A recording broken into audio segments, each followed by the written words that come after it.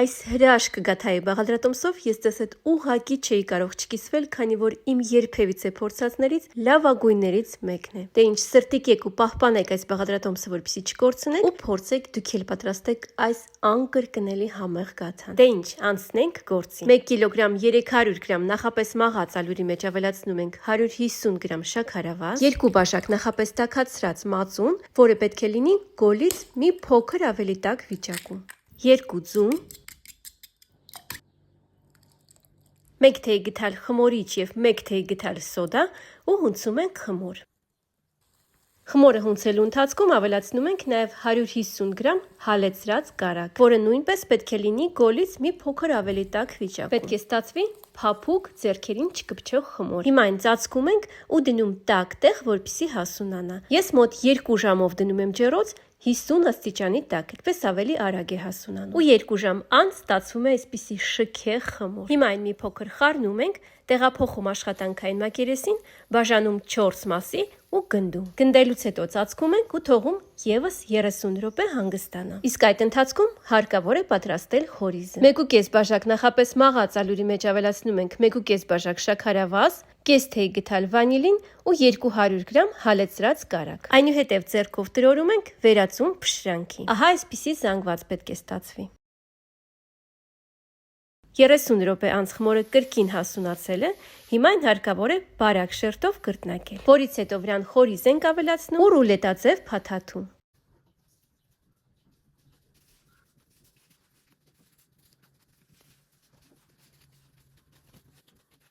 Մի փոքր կրկնակում ենք, վրան քսում հարած ձու, ծակծկում ու նախշեր անում։ Սիրելիներս, պատրաստման գործընթացը ցույց եմ տալիս մանրամասն, քանի որ ինձ դիտում են նաև սկսնակները կամ նրանք, ովքեր մինչ այժմ երբեք չեն պատրաստել։ Այժմ բաժանում ենք կտորների, դնում ջեռոցի տապակի մեջ ու թողում ևս 20 րոպե հանգստանա։ Այնուհետև դնում ենք նախապես տաքացրած ջեռոց, թխելու ենք 200 աստիճանի տակ, մինչ ոսկեգույն դառնալը։ Կարող եք պատրաստել տարբեր կտրվածքով, այնպես ինչպես որ ձեզ դուր է գալիս։ Նաև նշեմ, որ լավ արդյունք ստանալու համար շատ կարևոր է, որ այս քայլը բաց չթողնեք։ Կտրելուց հետո անպայման թողեք 20-ից 30 րոպե ջեռոցի տապակի մեջ հանգստանա,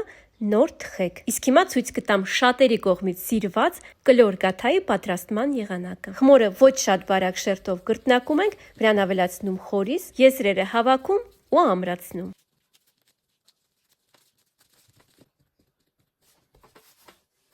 Իսկ գաթայի հաստությունը ինքներդ որոշեք, թե ինչ չափի ու հաստության գաթա եք ուզում ստանալ։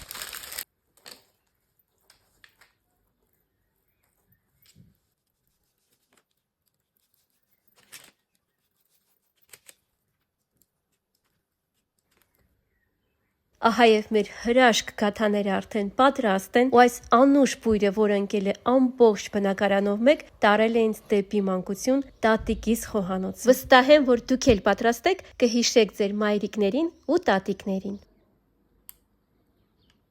Որպեսզի դուք էլ պատկերացում կազմեք, մեկ չափաբաժնից ինձ մոտ ստացվեց այսքան գաթա։ Անպայման դուք էլ պատրաստեք, իսկ եթե պատրաստեք, կգրեք մեկնաբանություններում հավանեցիք, թե ոչ։ Տեսեք, թե ինչքան փափուկ է ստացվել։